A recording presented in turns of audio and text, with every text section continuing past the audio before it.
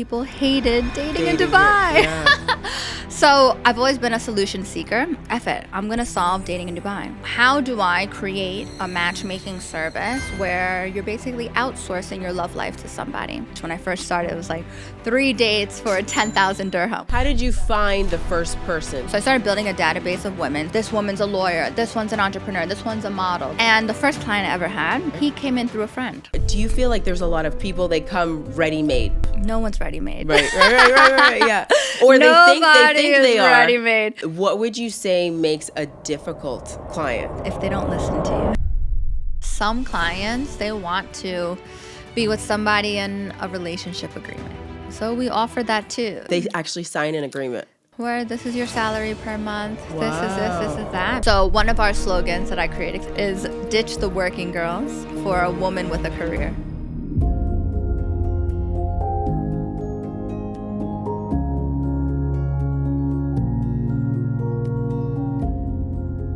Hi guys, and welcome to another episode of the Your Luxe Lifestyle Podcast from Dubai. And I am so excited today because I have been fangirling over this girl. This is Christiana Maxion. Yes. And she is the Billionaire Matchmaker, okay? And she's here today. She's from New York, from the US, has been living here in Dubai for a while, and she's killing it. So I wanted to bring her on today to talk about your luxe lifestyle. Yeah, talk about your luxe lifestyle, what that's like here. Yeah. Tell me about you. Get people, let people get to know you a little bit better, and what dating is like in Dubai. Here. Yeah. Well, yeah, firstly, I'm a native New Yorker. Grew up in New York my entire life. My whole family lived within 5 miles of each other. Wow. I ended up in the UAE, actually Abu Dhabi first. Okay. Because I met a guy in New York who was there on a business trip. At the time, I was actually teaching kindergarten. Wow. And when we decided to move in together, I moved to Abu Dhabi. Wait. Okay, so you met a guy in the in U.S. New York, yeah. yes. And he said, "Hey, I'm going to Abu Dhabi." He worked in Abu Dhabi. Oh, he was from here. Okay, from there. Okay. Not from here. He's Canadian, but he lived here, working for a company out here. And decided to uproot myself, move over here. Take a risk. Yeah, why not, right? Yeah. We ended up splitting like a short time into after I moved here, but I decided to stay. Okay. I remember I was a KG1 teacher, so that's like pre-K in the U.S. Aww. And one of the main reasons why I decided to stay was because of that career, in the sense that the UAE is a place where people get promoted based on merit rather than longevity, especially in an industry like education. Okay. So I became a national teacher trainer. I was also a Pilates instructor, spin instructor. But I'm sure those leader. are all things that you love, right? You're like, yeah. I love Pilates. I love that, right? I just need to do 100 different things, yeah. right? I also became a published author and a school leader all before the age of 29. Wow. Where thank you. Where that would have taken me till I was 49 back in the States. And I love the UAE so much. So what makes that happen? Like, how are you able to kind of grow so quickly? Well, I love the UAE so much because this is a place where if you take action, you can make things happen for yourself. Okay. When you put your hand up for a promotion, you do anything, like they really promote you based on merit. Like, what have you accomplished rather than how many years have you been here? Okay. And grew my career in like the corporate education space. And then 2020 happened and we were home more. And like I said, even when I was a school leader, I was teaching spin, I was teaching Pilates. Like I'm somebody who needs to do like 100 different things. Like that's just who I am. I'm bred to be that way. So I just had more time on my hands. And at this point, I was living in Dubai and moved up from Abu Dhabi. What made you make that move? You want to know the truth? Yeah. So Abu Dhabi is definitely like more quiet, more family oriented. And I was a single girl at the time. It was the 8th guy that I dated from my ex's company that I was like, I need to get the hell out of Abu Dhabi. Yeah. You're like, this is too small. Way too small. So that was like one of the main reasons why I moved up to Dubai. And plus being a New Yorker, like it's definitely more my pace. Right, you're up right. here. More fast paced. More fast paced. And so 2020, we're home more. I wasn't having to make the commute in. And I decided to start an Instagram. How was school during that time, like with COVID? Oh, everything was online at that point. Online. So it's just shorter hours and you're not going in. So I just had a lot more time on my hands. So I actually decided to start an Instagram account called Dating in Dubai, Love it. where I was documenting my experience dating post-lockdown here. Okay. I love dating in this city. I think it's the best place on the planet to date.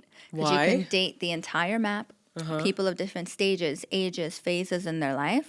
I mean, it's up to you, like, who you're looking to attract. Right. But for me, I just kept attracting, like, entrepreneurs. So, like, people that I met were so ambitious and driven. And, like, that really, I felt, inspired me. But what I learned from that account was that people hated dating in Dubai. Yeah. So I've always been a solution seeker. And I just said, I was like, F it. I'm going to solve dating in Dubai. Okay. Didn't go to matchmaking school, but I've always been a natural connector my entire life. And I literally just said in my head, I was like, Did you have any sort of like what is the show? Reference. Yeah, reference. So Billionaire Matchmaker Yes. is what I used to watch. I Okay. actually had her book. I only brought a few books over from the US, and that was one of the books that I Okay. actually brought over, which I thought was funny. Nice. But I also thought about, like, I took a step back and I said, this is a city where people outsource most of the things that they have in life, right? Laundry, food, cleaning. Yeah. So how do I create a matchmaking service where you're basically outsourcing your love life to somebody? So the initial thought was that I would be somebody's dating manager. So I would, Okay. like, be organizing their dates. I'd be swiping for them. Okay, like this, and that. concierge. Yeah. Yes. But then I learned that people wanted a more, like, hands-on approach. So, gosh, when I first started, it was like 3 dates for 10,000 dirham, which is like How did you 27 find US. the first person? Like, how did you recruit? Yeah. So I first started building a database of Okay. women because I knew that I only wanted to work with men. So I started building a database of women. So I had my friends first, right? And I was like, okay, this woman's a lawyer. This one's an entrepreneur. This one's a model. I just started, like, building profiles. Yeah. And the first client I ever had was a big deal in, like, the crypto space. Okay. He came in through a friend. My friend was like, hey, I know that you're struggling to meet somebody who's kind, authentic. My girlfriend is a matchmaker. Why don't you sign up with her?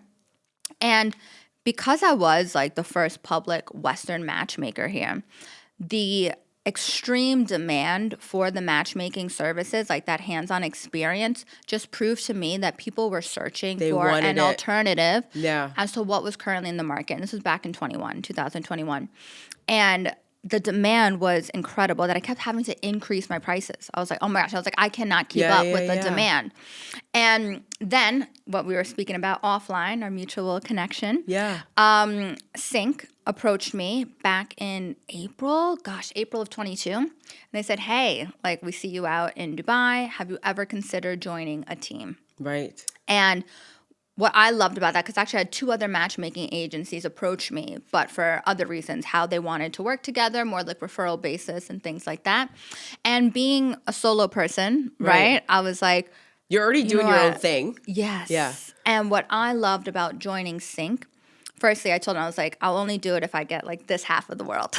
I was like, Right. I want Middle East, Europe, UK, like, I want this half of the world. And they were like, yeah, no problem. Done. Yeah, because also, like, our relationship then exposed them to this half of the world because they were Right. looking to expand out here. And then what I gained from it is not only, like, a team of experts who have been in the business for over 15 years, right? But systems that are put in place and more kind of, like, it was great too because joining them, then my clientele jumped to, like, high net worth, ultra high net worth. We started out packages 15,000. Then now I don't work with anybody for less than 65,000 US, and now we have a new billionaire package. Do you say that right off the bat? Oh yeah, it's on the website. Okay. Yeah. And now we have a new billionaire package for 350,000. You can buy out my entire time and, like, exclusivity with me and my team of global matchmakers all over the world. Nice. It's almost like a guarantee, like, we will find you your wife. Yeah. Amazing. So you moved here, you realized there was a demand, Yes. and it was more, do you feel like there's a lot of coaching also that's going on? So it depends, right? Some Or clients you feel want- like a lot of people, they come ready-made, sort of? no one's ready made. Right, yeah. Or they Nobody think is they are. ready-made. I will say this. Some clients really want that hands-on approach where, like, you're setting them up with stylists, you're setting them up with more coaching. And some clients want the hands-off approach where it's up, just help me set up the first date. Okay. Just connect me with this type of person, these values, this alignment, things like that. Okay. It's really just so individual as to what each client is looking for. Okay. And what would you say makes a difficult client? If they don't listen to you. Right. Well, you know what? Listen. Or if they just stay forever, right? They keep That's kind a of great cycling through. Well, okay, yes, yeah. No, for me, what I think about is we have some clients that maybe keep dating the same type of woman, but expecting a different result. Right. So when you are trying to kind of like be like, hey, let's try something else. Let's do this, which is why we offer unlimited matchmaking memberships. Like you buy time with us because we want you to be able to explore as many options as possible in order to get you a better result. So it's interesting that like when you get the same kind, you're making the same decisions. Right. And when you say, do you want feedback? Do you want me to give you feedback? Some people do, so some people don't. You do ask. I ask, of course, because some people don't want the feedback. They They're just like, want to live their life and like hopefully, Yeah, and it'll just land on top of them. Oh my gosh.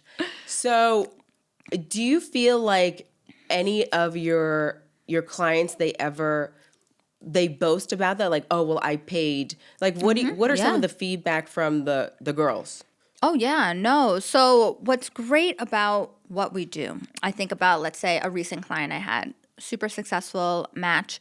And I remember when I was trying to hook him up with his now girlfriend, one of the things when I was talking to the girl about it, she was like, you know what? I've heard of him for the past few years, and other friends have told me that we would be a great match. But she's like, I'm so happy that I'm going through a professional service to meet him. Okay. Because also, like, when you get set up with a friend, don't you almost feel obligated to, like, date that person? Because it's your friend. Right? Who's, or, like you go on the first one, you know for sure it's not going to work, but then this person's like, oh, give him another chance. Yeah. And then you kind of feel like you let them down.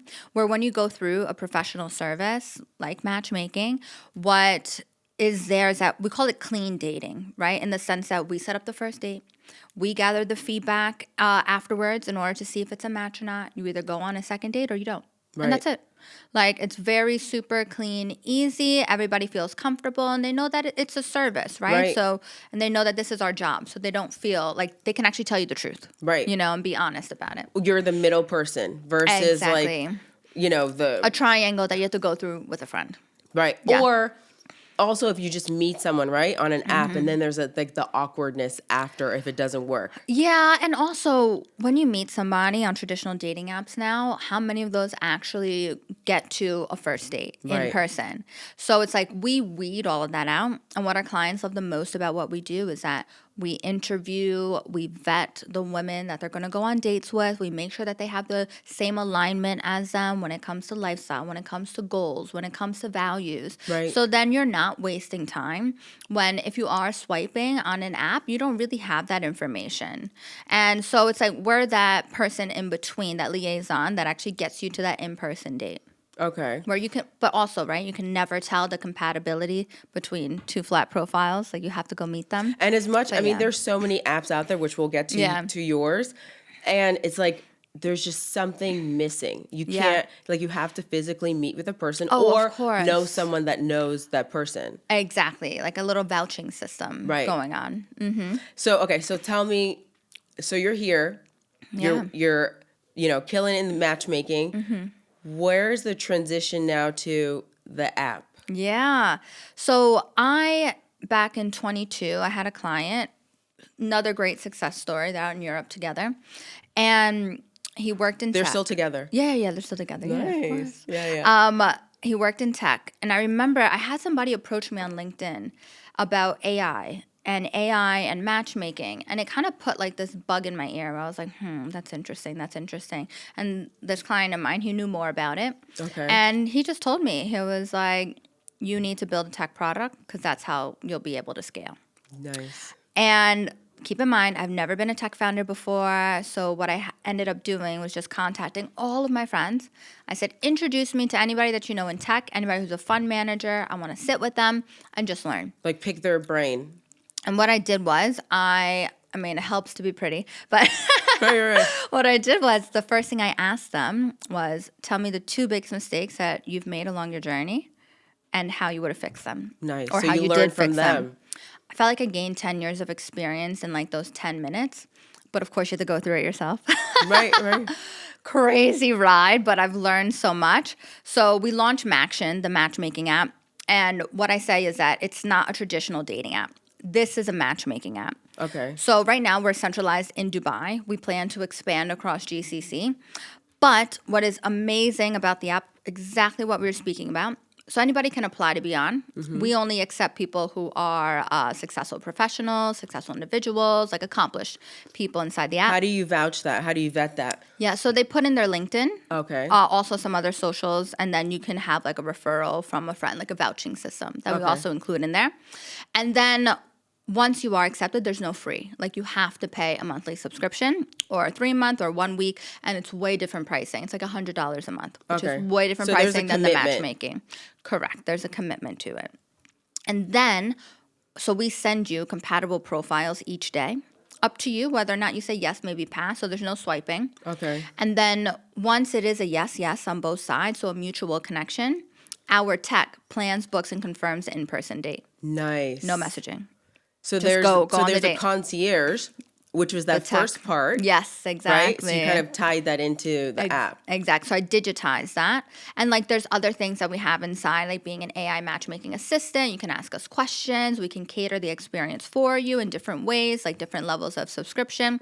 And then afterwards, we collect feedback from that date in order to basically... In the app. It in the collects app. feedback. Yep. Okay. In order to improve the compatibility of your next matches. Okay. So yeah, it's exciting. Like the feedback that we're getting is amazing. We're only 5 months live in this super duper small market, and we've already broken into 5-figure revenue. So like, it's just, and like to me, and to think about, we have such a small marketing budget and how much we can do with more. So we're currently raising our seed round, and it's just a great way to enter this space because the GCC is definitely the new land of opportunity. Right. Well, I mean, the thing is you did the legwork, right? Exactly. This wasn't a company that you just stumbled into. Exactly. You were already doing it. You learned from your own experience, right? From your team as well, the Sync team. And kind of tie in, because I feel like that's also part of the issue. When you go on dates, it's like, oh, well, you know, who's going to plan the date? Or that's one of the benefits of having a matchmaker, right? That's it. You avoid the texting back and forth. Wasted time.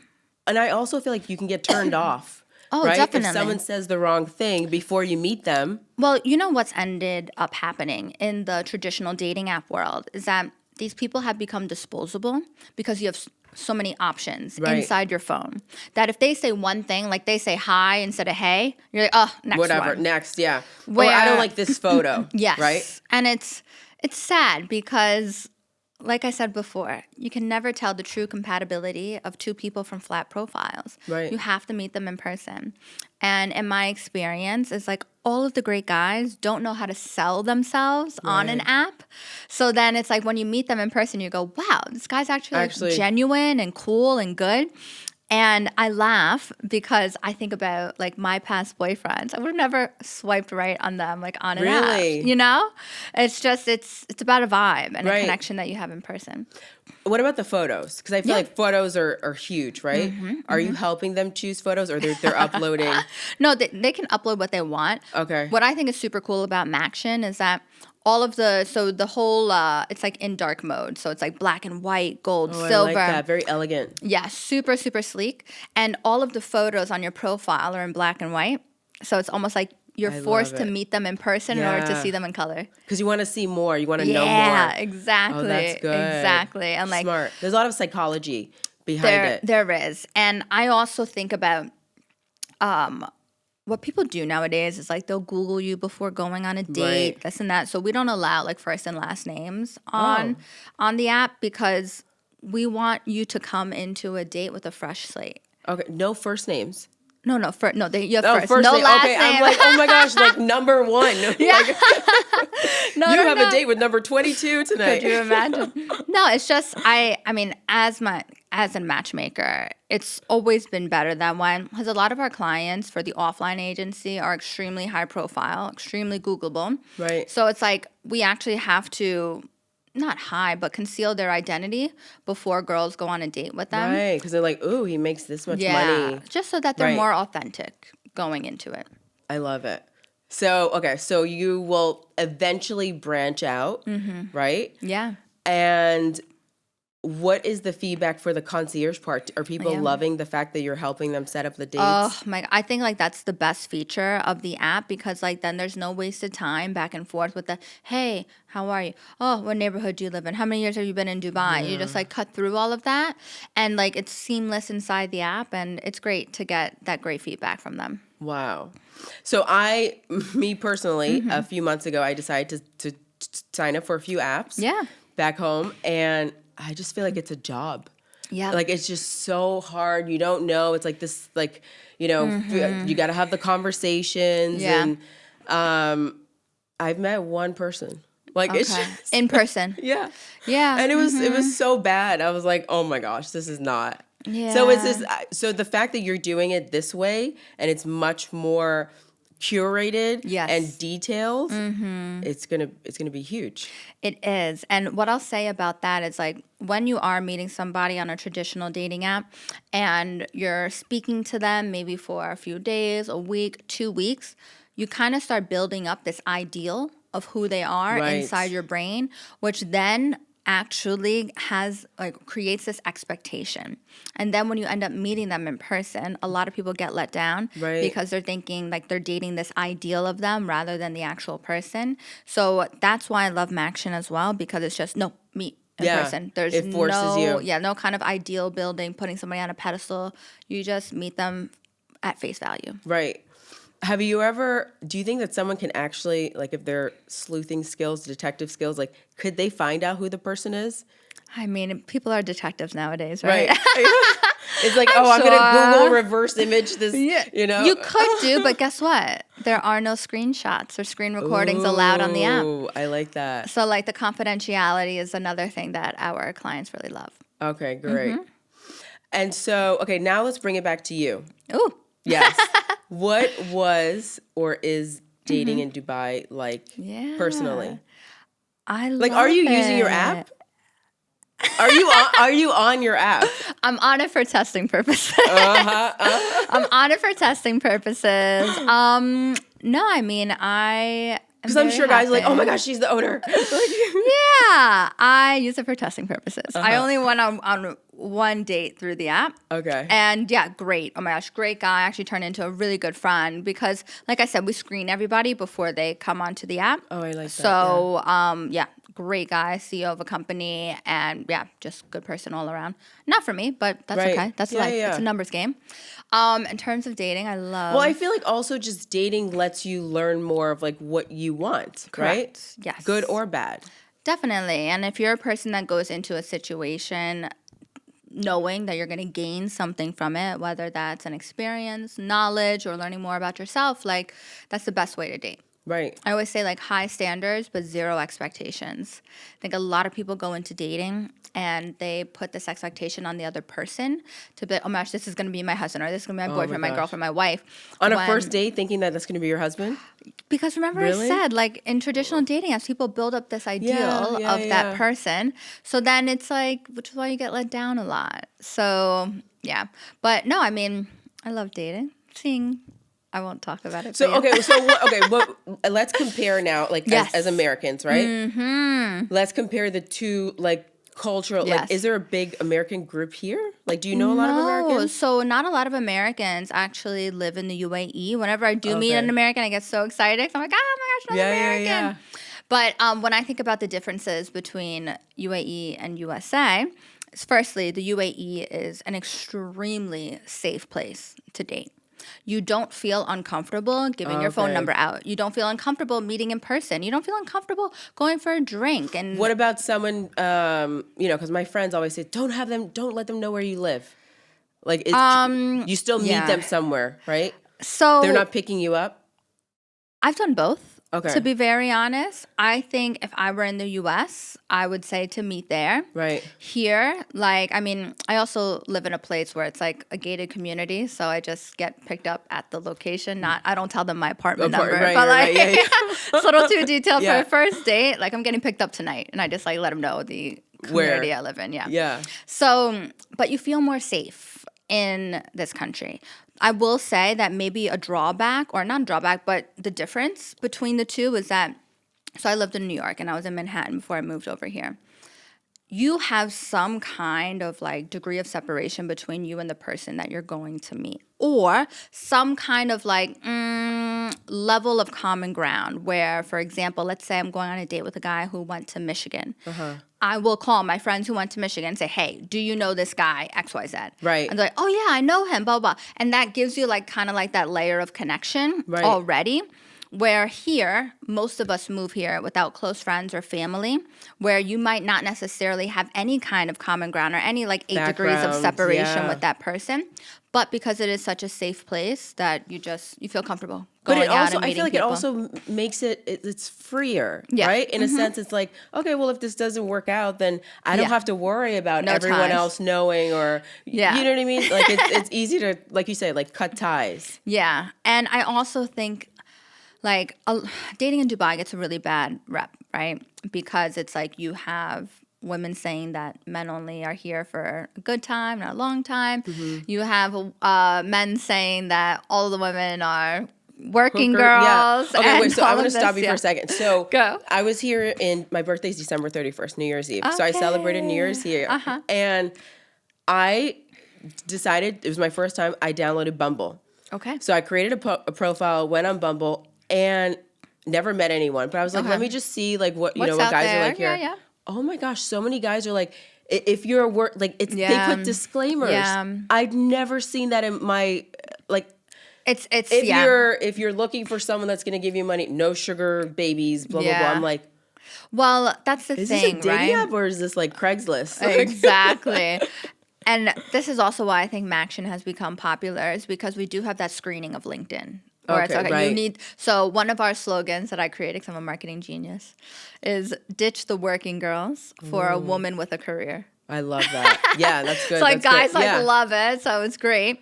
Like she has something going on. She's not just looking for you to have something going on. Yeah, and also like there's levels to it, because most women are attracted to men who are protectors and providers. But then it's also like, what passions do you have? What are you also bringing to the table? But yes, dating in Dubai, I think like people can get caught in like this downward spiral, because maybe they're making the same decisions to go out in the same areas that aren't going to yield them the results that they want. Okay. So if you're, I call it a bar star, if you're going to the same bars where it's the same kind of people, right? How do you expect to meet somebody who's different or genuine? You need to switch up your environment. Because what I love about Dubai is that you can make Dubai anything you want it to be. Super luxe, super party, super healthy, sober, like fitness. Like you can do anything and everything in the city. Right. Because also we have the city, the beach, and the mountains. Everything, yeah. It's amazing here. And also there's so many other places that are close by. So, yeah, you can hop on a plane. Yeah. Like Doha, an hour away, right? So it's there's also that. I wouldn't be going shopping for a husband in Doha. Right, no, I know. But I'm saying versus like in Miami, just to get out of the state, it takes a few hours on a plane, you know? Yeah, exactly. So it's different. So you're considering moving here? Considering it. I mean, there's still, again, only being my third time. Yes. So the things that I love are the conveniences and service. Life is so easy here. I'm like... It is. So I'm probably gonna get judged for this, but no, go for it. I want to have kids, right? Okay. And one of the reasons why I've been holding off, and this is it's gonna sound very selfish. Nannies. Yes. Yeah, of course. I mean, but when I tell my friends that back home, they're like, "Really, But that's Isabella?" a different mindset, you know, and like it takes so much to have a nanny. 1,000%. And living here in the UAE, like that's just the standard. And what I also love about living in this country is that I meet so many driven, ambitious people that you're having different conversations at the dinner table rather than moaning about the weather or moaning about politics back in the States. Right. Every conversation is negative. Yes. Where here, I surround myself with people who are building things and want to do better and are contributing in different ways to society. So, well, that's also the mindset. Like people moved here for a reason. Yeah. Right. Well, they say the same about New York, right? I'm going to tell you. So I just had another recording and I brought up New York a lot. Yeah. And I was like, New York, the saying is like, if you can't make it here, you can't make it anywhere. Mm-hmm. And people move to New York from all over the world for that dream because it's the hustle and it's like the energy. I love New York. I couldn't live there personally. It's like a little too much, but I love visiting. So would you say it's that same sort of like, this is the new frontier and people are trying to make their way? What I will say, what I found personally, the difference between New York and Dubai is like even when I lived in New York and I wasn't even building anything yet, I felt like New York was much more closed doors, meaning you needed to know somebody in order to open that door. Okay. People weren't so open and willing to help. It was more like, you can't sit with us. Okay. Where Dubai is more open doors everywhere. Hey, let me connect you with this person. Let me help you with this. Let me help you with that. Because why are they so helpful? Like, what are they? I know this sounds like, again, because we had a very America versus Dubai. Why are people so empathetic? People are so helpful here because most of us move here on our own, without close friends, without close family. This is a great way to connect. Okay. And to help. I don't know. I have just met the most helpful people here, where also the U.S. is a very saturated market in so many industries. So when you bring something here and it's new, it can go boom. Right. So that's what I love about this country. Yeah. No, I do. The conveniences. Yeah.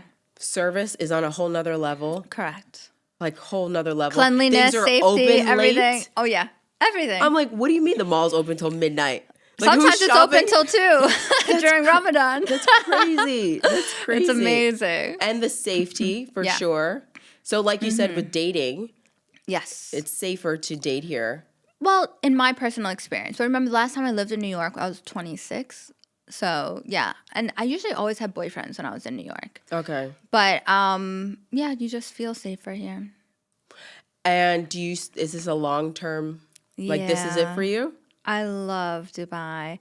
In an ideal world, though, like I also love London. London's like one of my favorite cities. Okay. So, yeah, I mean, it's hot as balls right now. Right. I'm literally leaving in 2 days, so I'm so happy we could get together. I know. I was like, yes, let's do it. I was like, I'm here. Yeah. But yeah, summer. So in it'll London, be kind of like how Miami is, right? So everyone leaves Miami in the summer because it's hurricane season. So that will be your kind of like half. Yeah, exactly. Life here. That's the life I'm building. building. So another thing I've heard is that most people are staying here longer.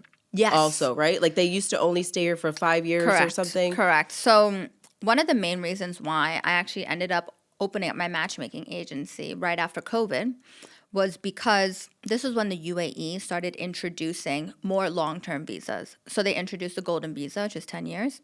They introduced work remote visas.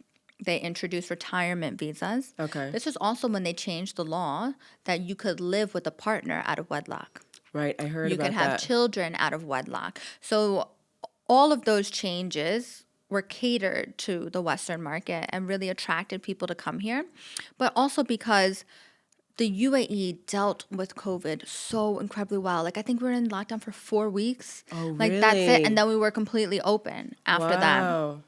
And I saw it as a perfect time to open up a matchmaking agency, which is why I think like the media embraced it so much because of all of those changes in laws and kind of the new direction. And what I think about with the UAE is like one of their initiatives is to double the population by 2030. Oh. But how do you do that? And that's through people putting down roots here and roots in relationships, right? You meet your partner here, you have a family here. Oh my gosh, there's more people. And then your kids are going to grow up. Exactly. So Dubai has become, or the UAE has become more of a permanent home for people. And that's why like it just perfectly aligns with not only the matchmaking, but the Maxion and the app, right? Because, hey, we want to create real relationships in this city so that we can, further our time here. But you're also creating a community, which is great. It's not just like now those, people are going to refer people and then of course. Events. Do you guys do sort of like? Well, you know what we used to host parties, but I think what we're going to do now is our annual Black and Gold party in December. So come back. Okay, definitely. I was going to ask you, kids. So you're going to you want to have a family here? Like, is this okay? No, I guess what I'm trying to say is that would I have a family here? Yeah. As you stay here longer, Yes. because now it's progressing, right? And this is something I'm trying to wrap my head around. Like, what does that look like? It's amazing here. Okay. Schools. I used to work in education. Okay, right. Best education systems. It's just about which school fits you. And they have so many different types of curriculums to offer, which I think is incredible. Like I said, I used to work in education. So I worked with so many educators that I thought were top of their field. I was like really, I guess, honored to work with them. Right. So I think the education system is amazing here. Okay. Like you said, you have so much care here when it comes to nannies. There's so many things for Healthcare is great. Healthcare is good too. I actually, so the last time when I came here, I think I don't know, had a little too many champagnes on the plane, and I found out I was dehydrated, right? And I didn't know what it was. I had these like spasms, whatever. And then I just Google reviewed hospitals. Yeah. It was the most efficient. Like they extremely so efficient. clean, so efficient. You walk in, you get done. Communicate with you. Like every step of the way. I'm like, holy crap! Like I would dread going to a hospital back home. Well, and back home, it's almost like you can't get an appointment for weeks and weeks and weeks. Right. Where you can literally just walk into any hospital and get something done. And then there's the customer service, too. Yes. Part of it. Yeah, so I experienced that side of it. No, and it's unreal. And also, the UAE has to offer so much for young families, even teenagers, all the way up to adults. Wow. And because they keep growing and expanding, and what I like to say is that the UAE kind of had like 2020, like what did it say? Hindsight's 2020. Right. Because this country is only 55 years old. And so they kind of got to see what the other parts of the world did and then just improve upon it and just be better than that. So constantly innovating. Yeah, I love it here. And back to the dating. Yeah. What are because you said there's not as many Americans. Correct. So what is the dating pool like? Oh my gosh, it's so wide, right? And what I mentioned earlier about you can date the entire map. You date people from Europe, Africa, East Asia, UK, some Americans. Right. Like it's just really all over the map, which is so because cool. there is a respect for all of the different cultures. Yeah, of course. And what I like to say is maybe you lived in like a homogeneous town, right? Where maybe everybody looks the same, everybody's the same religion, everybody's the same ethnicity. And then when you get to move to a country like the UAE, you get to explore maybe what you're actually truly attracted to or compatible with because you have those options. Right. So you get to try out, right? Yeah, of course, and you should do. That's amazing. Okay, so with the matchmaking, would you say that, like, what's the demographic? Are they young? Are they middle-aged? Like, when does someone say, like, okay, I'm going to throw down and I'm ready to, are they looking for a wife or a long-term partner or both? You see both? Yeah. So we have a wide range of what our clients deem as success when they hire us as matchmakers. Some clients are looking for their wife to start a family. Some clients are looking for a long-term partner to start a family. Some clients who have already been there, done that, already have kids, and they're looking for a life partner. We have some clients that are recently divorced, maybe got married when they were 20, have such a high profile that they don't want to be seen on apps. So then they hire us in order to basically put them on dates with qualified women, essentially. But our age range, I've worked with people who are 26 to 68. Wow. Yeah, so it's such a wide range and from all over the world because even though I'm based in Dubai, we're a global matchmaking agency. Right. Probably now over 50,000 women in our database worldwide. So we're able to service a really large market. And how do you filter out like the... the working girls. Yeah, or not even working girls, but like I've seen one of your reels where you kind of categorize. Yeah. There's like different levels to it. Yeah, right? Yeah, there is. So you just have to ask the right questions. Okay. You know what? Some clients, they want to be with somebody in a relationship agreement. So we offer that too, you know? They actually sign an agreement. Yeah, where this is your salary per month, this is this is that. But then you know what? When it's pay to play. There are certain things that come with that. And I think both parties need to be completely transparent as to what each of them is bringing to the table and the expectations. So signing a relationship agreement, I think, is everybody should be doing that. Right. Well, I mean, that's what like a marriage contract is, a relationship. Basically. Right? Yeah, I mean, exactly. you sue the other person to get divorced. Yeah, right? basically. Mm-hmm. So, okay, so let's touch on that a little bit more. When someone signs that, do they want kids with the person, or is it just like a time frame? Like, we're going to be together for a year. Well, the ones that I've dealt with. Do you guys facilitate that? Their lawyers do. Oh, but okay. the ones that I've seen and dealt with is they're looking for somebody to be the mother of their children, but obviously not work, because then they live a certain lifestyle. But they don't want to get married because of their wealth and their legacy. So they would rather sign a relationship agreement. Interesting. And it's not like it has, like, we're only going to be together for 1 year, right? Because they're going to have a family with them. Leave 5 miles past the house. Like, it's not. No. I think it's just more about being transparent about money. Expectations, yeah. Money, expectations, things like that. Because also, remember, if you're not giving a woman marriage, right, what kind of stability do you have in that relationship? Mm-hmm. So then that relationship agreement, which is essentially a marriage contract, gives you that stability. Interesting. Mm-hmm. So my first episode for the podcast, I had a divorce attorney. Oh, I love this. A well-known divorce attorney. Mm-hmm. And we talked about protecting your assets, prenuptials, and postnuptials. Yep. And she was saying that the trend she's seen in the last 5 years is that most people are doing prenups now. Yeah. And it's not as taboo, or it's not like as It offensive. Is the smartest decision that you need to make. Right. Yeah. Is a prenup. Because, like, I think about myself, would I get married on paper? I don't know. Would I have a relationship agreement? Yes, 100%.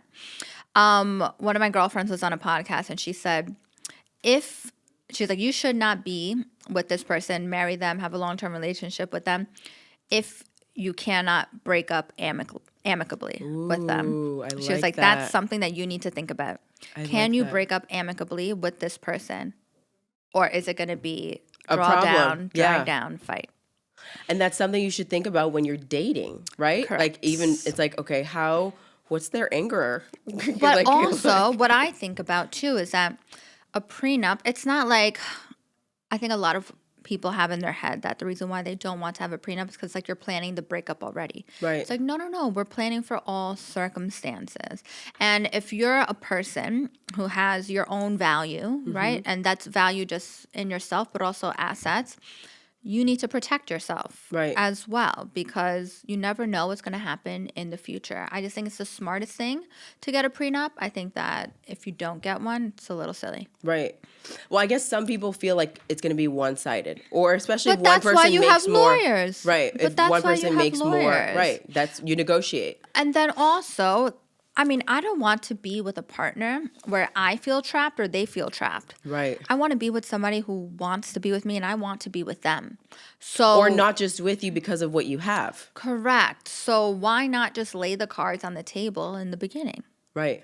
Makes it so much easier, because then you know if it does end up you're breaking up, like, you know what's where you stand. Yeah, instead of feeling like, oh no, I have to stay with them because they provide XYZ. Right. Or I have to stay with them because, or else I'm going to lose all this money to them. Right. Which, like, who wants to be in a relationship like that? Then it's not, it's just, it's transactional, but it just doesn't look, it's another version of a transactional relationship.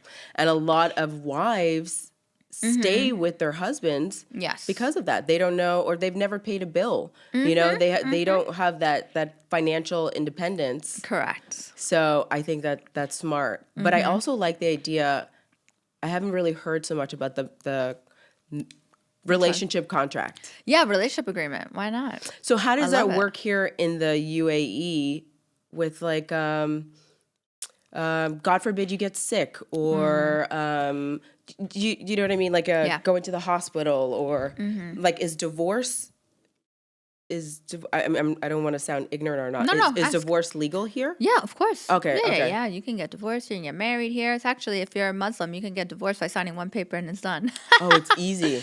It is, which is why the divorce rate in the UAE is higher than the divorce rate for Muslim marriages in the UAE is higher than the divorce rate in the USA. Wow, I did not know that. Which is why Maxion, what we plan to do down our strategy timeline, is actually localize the product specifically for Muslim marriages because we want to solve that problem. Wow. Yeah, I'm so excited. Okay, say that again so everyone hears what the future plans are. Yeah, so the future plan is that we're actually going to localize the product specifically for Muslim marriages, so to make sure that we are Sharia compliant for Islam. And because the divorce rate in the UAE for Muslim marriages is higher than the divorce rate in the USA. Wow. So we really want to solve that problem because there's something missing in the link, and we want to close that link up and make sure that we're creating or make more. the commitment. I don't know, not so easy. I don't know.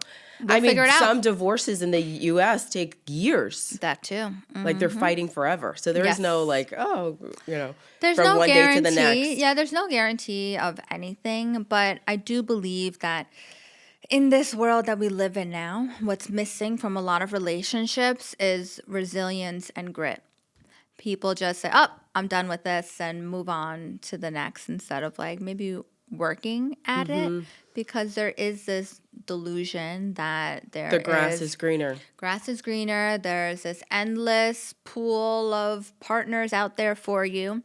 When in actuality, how many of those people are you compatible with? Right. How many of those people can you build a life with? Not just live a lifestyle. Right. Build a life with. So, yeah, it's interesting to be in the 2020s. And then people eventually settle, right? They get to a certain age where they're like, oh, maybe the grass isn't greener. I'm just going to end up just being with this person because I've known him forever or whatever. Yeah. Right? Yeah. Everyone has different relationships, different standards, different expectations. But I think that how you build a really amazing relationship with somebody is that the foundation needs to be transparency, honesty. What do the two of you want from a relationship? I've actually, in past relationships, have had my own relationship agreements, had nothing to do with money. Yeah. It was like, after you're with somebody for a certain period of time, hey, let's put together a relationship contract is what I called it. I love that. These are the things I love that you do. Always start with a compliment. These are the things I love that you do. These are the things that I would want more of, and the other person too. And then you revisit it in whatever timeline that is and see, are we a good fit for one another or are we not? Right. I'm also an extremely pragmatic, practical person that it would be like, okay, you're either meeting these needs and I'm meeting your needs or we're not. Have you broken up with more people? Like, are you the person to leave first? You're like, see you later. This isn't working. I love blocking the host. So much fun. I just think that I can see things from maybe like a bird's eye view. Maybe the industry that I work in that helps me to be like, I know exactly what I want from a partner. And I don't like to waste time in relationships that aren't adding value. Right. It's like, let's keep it moving. I'm not the one for you, but I'm sure there's someone else. Oh, listen, there's a shoe for every foot. Right. There's a shoe for every foot, so it's fine. Nice. Maybe 2 shoes, 4 shoes. Right. Well, yeah, here. I know. So is there something that you'd like to, like, okay, so you said that we have the app, right? You have the Billionaire package. Yes. You are the Billionaire Matchmaker. Don't worry, I'll also take you for a multimillionaire. Yeah. Also starts at 65. There you go. Yeah. What's next? Oh my gosh. Well, with Maxion, right, the expansion across GCC, I just know it deep down in my bones. I'm going to be a billionaire by 40. Oh, I love it. They're going to coin me the Whitney Wolf I'm Herd all about of the East. Yeah.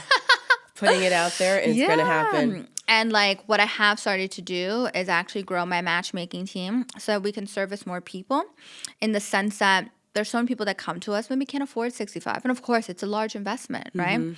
So expanding that way so that we can like create junior more. Matchmakers. Exactly, a junior matchmaker package so that we can expand more and help more people create connection.